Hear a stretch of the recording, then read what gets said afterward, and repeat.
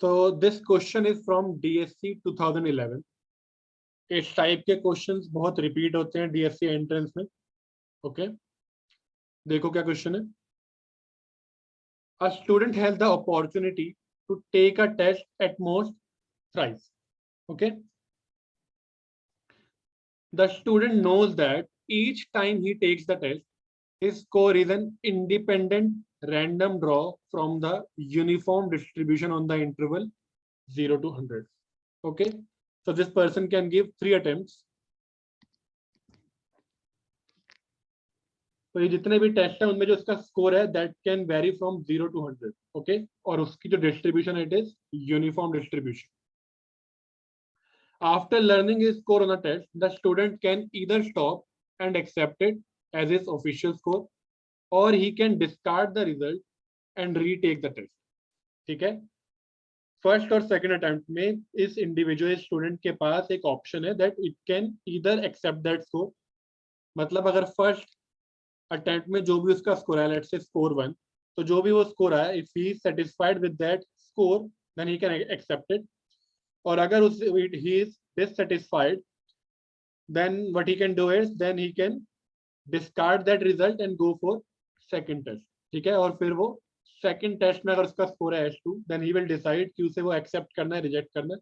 If he rejects that score, then he can give the third test. So if the student rejects his score twice and takes the test a third time, that score will be his official score. Okay, so third attempt के बाद जो भी score आएगा he'll have to accept that score. Okay, क्योंकि fourth test नहीं है, सिर्फ 3 test है. तो तीसरा टेस्ट अगर वो लेगा तो he'll have to accept that score and वो स्कोर उसका बन जाएगा official score. If his objective is to maximize his official score, expected official score, the student will decide to be retested after the very first test if and only if his score is less than क्या. Okay, so as I said, जब भी उसको कोई score मिलता है वो decide करता है कि उसे दोबारा टेस्ट देना है या इस स्कोर को एक्सेप्ट करना है. बट वो किस बेसिस पे इसे एक्सेप्ट करेगा, तो उसके माइंड में जरूर कोई एक कट ऑफ होगी. ओके, सो लेट्स से कि वो जो कट ऑफ है या वो जो थ्रेशोल्ड है, it's A for the first test and B for the second test. क्या मतलब इस बात का? इट मीन्स कि if S1 is less than A, तब वो डिसाइड करेगा to retake the test. If S1 is greater than और equal to A, he will accept that score. ठीक है, तो ये उसके माइंड में एक कट ऑफ है. सिमिलरली अगर वो रिजेक्ट कर कर सेकेंड टेस्ट में आ जाता है तो सेकेंड टेस्ट पर वो आएगा कब? यानी ये पक्का है सेकेंड टेस्ट तो उसने तब दिया होगा जब पहले टेस्ट में उसके A से कम आए होंगे, तभी वो यहाँ तक पहुंचे. नाउ ये ऐसा होने के बाद अगर उसके अब सेकेंड टेस्ट में B से कम आए then he will retake the test. But अगर उसके इस टेस्ट में B या B से ज्यादा है then he will accept that score.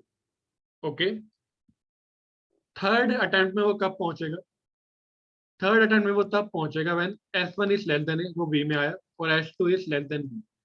Okay, ना उसके पहले टेस्ट में जो उसने कट ऑफ सोची हुई है उससे भी कम है, और सेकंड टेस्ट में भी जो कट ऑफ सोची हुई है उससे भी कम है. Only then he'll take the third test. Okay, हमें निकालना है after the very first test if and only if his score is less than what. Okay, तो हमें उसके फर्स्ट टेस्ट की कट ऑफ निकालनी है, दैट मीन्स हमें A निकालना. तो हम एक काम करते हैं, हम इन जनरल दोनों कट ऑफ निकाल लेते हैं. ओके, तो हमें उसका एक्सपेक्टेड स्कोर चाहिए.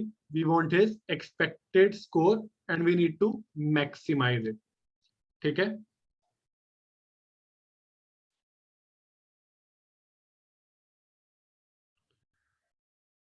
so we need to maximize this expected official score. Okay, तो लेकिन एक्सपेक्टेड ऑफिशियल स्कोर आएगा कितना? तो expected official score is let's say S. First attempt का स्कोर है S1, सेकंड का S2 एंड थर्ड अटेम्प्ट का स्कोर है S3. ओके, सो इसका ऑफिशियल स्कोर होगा S1, लेकिन कब? It will be S1 when S1 is greater than or equal to A, right? And the weightage is, ऐसा कब होगा? When S1 is greater than or equal to A. इस student का expected score होगा S2, लेकिन कब? It will be S2 when S1 is less than A. ठीक है, कि पहले अटेम्प्ट में उसका स्कोर होगा A से कम, only then he'll go to retake the second test. Okay, लेकिन सेकंड टेस्ट उसने एक्सेप्ट किया होगा तभी वो उसका ऑफिशियल स्कोर बना है. सो S2 will be greater than और इक्वल टू B. ठीक है, and this will happen with probability S1 less than A and S2 greater than और इक्वल टू B. प्लस इस स्टूडेंट का ऑफिशियल स्कोर होगा S3, लेकिन कब? It will B S3 when उसने अपना पहला स्कोर एक्सेप्ट नहीं किया होगा, तो लेस देन A. उसने अपना दूसरा स्कोर भी एक्सेप्ट नहीं किया होगा, that means it will be less than B. और थर्ड अटेम्प्ट का स्कोर तो एनीवे उसका ऑफिशियल स्कोर होगा ही होगा. Okay, so there is no condition for S3. और ऐसा कब होगा? It will happen with probability S1 less than A and S2 less than B. ठीक है,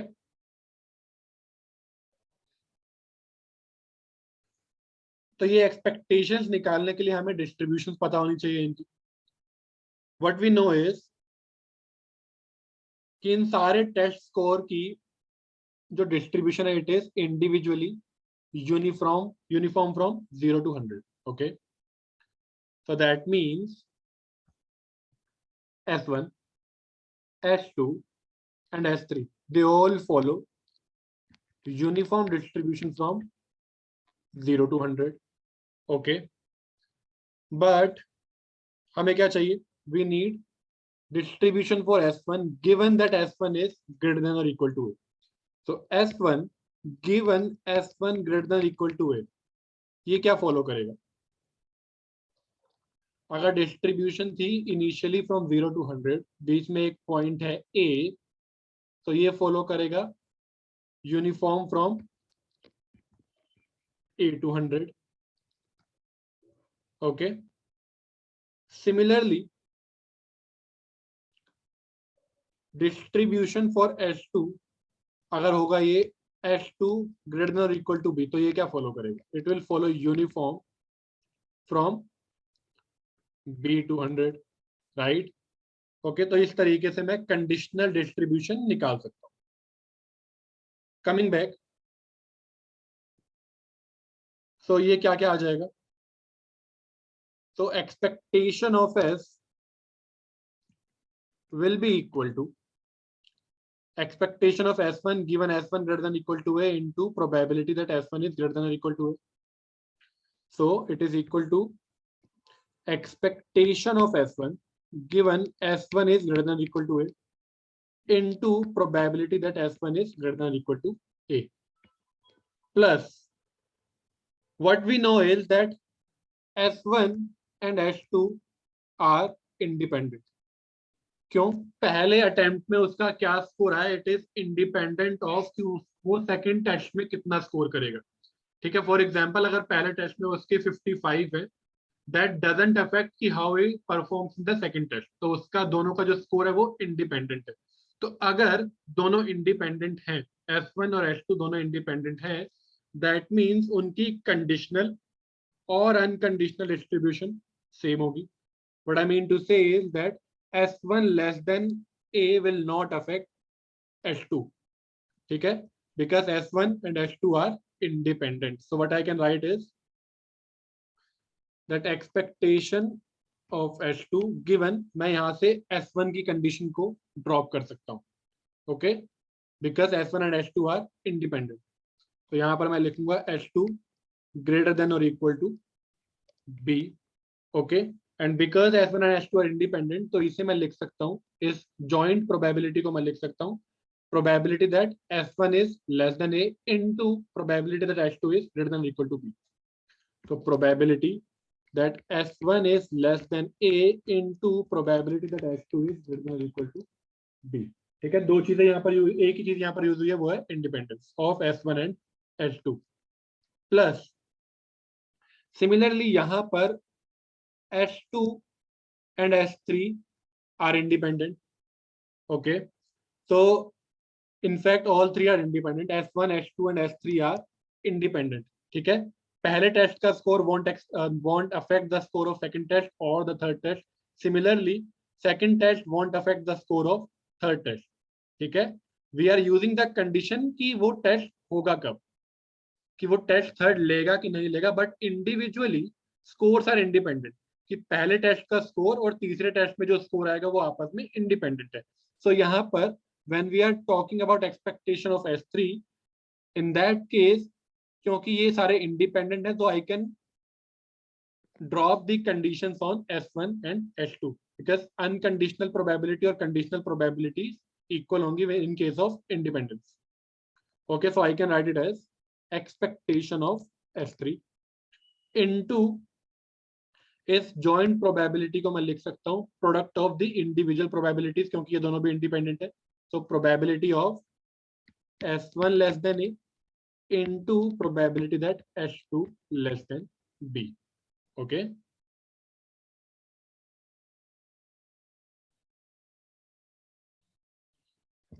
Okay, so now let's solve it.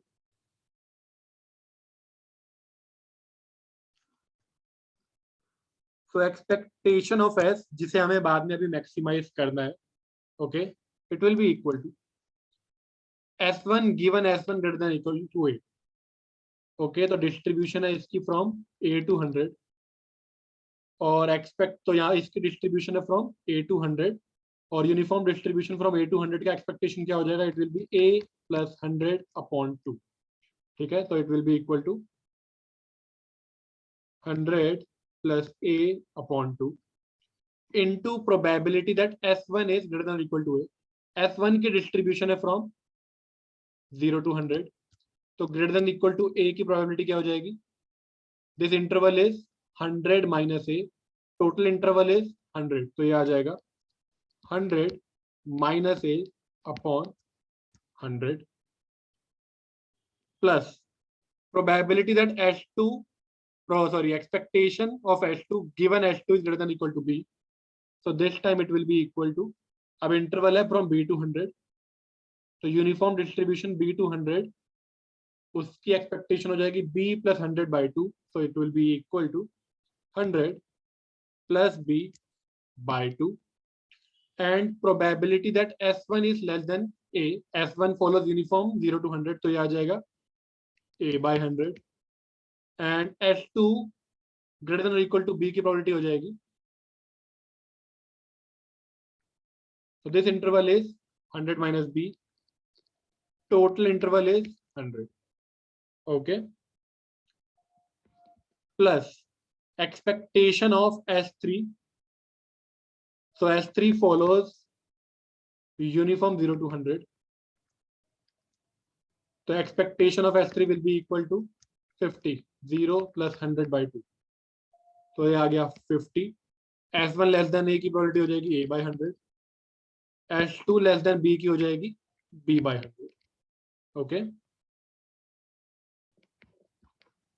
now all we need to do is we need to maximize expectation of S on A and B. आपको A निकालना है, आपको B निकालना है. So first we'll differentiate expectation of S with respect to A, we'll equate it to 0, and we'll differentiate expectation of S with respect to B and we'll equate it to 0. इन दोनों को जब हम differentiate करके 0 के equal करेंगे, we'll get the cut off for A and B. Okay, करके देखते हैं. So D, expectation of S by D, okay, it will be equal to what?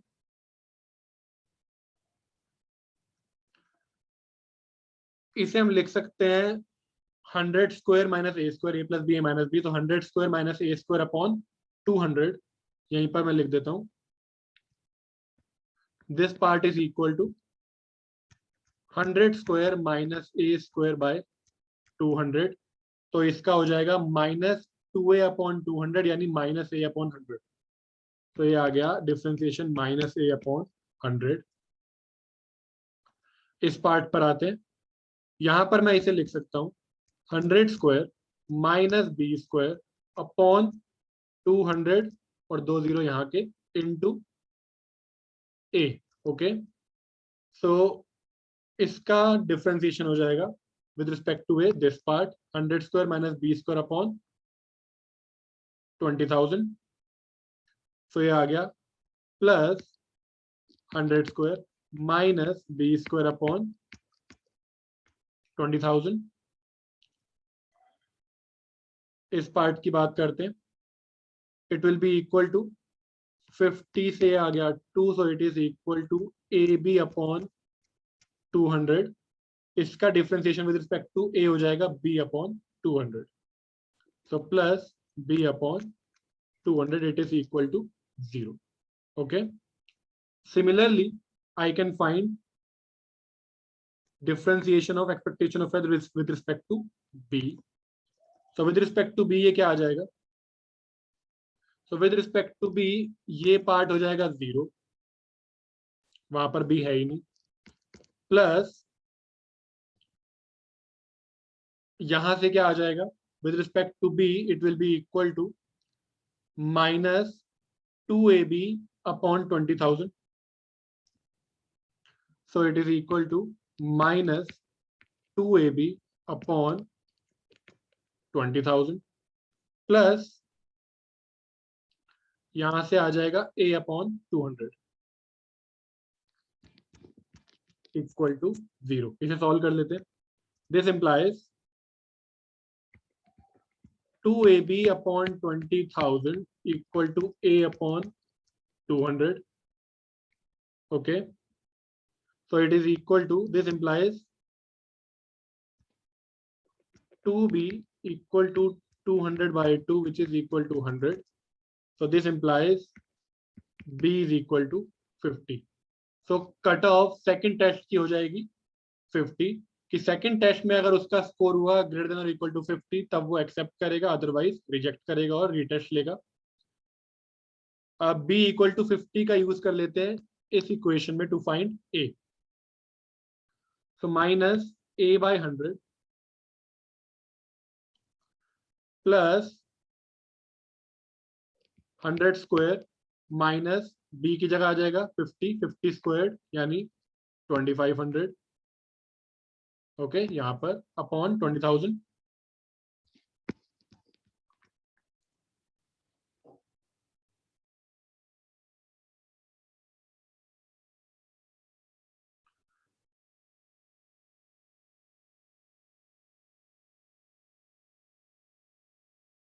Upon 20,000 plus 50 upon 200 equal to 0। So it is equal to, a by 100 is equal to 7,500 upon 20,000 plus 1 by 4, 25 into 3, 25 into 8. So this thing is equal to 3 plus 2 equal to a by 100. So a is equal to 500 by 8, which is equal to 4 into 2, 125 by 2, which is equal to 62.5. Okay. So there is a past year question जहां पर वो second test की भी cut off पूछता है, और इस वाले पास्ट ईयर में they have asked the cut off for the first test. तो cut off for the first test is 62.5 and cut off for the second test will be 50. Okay, so answer is 62.5. Okay.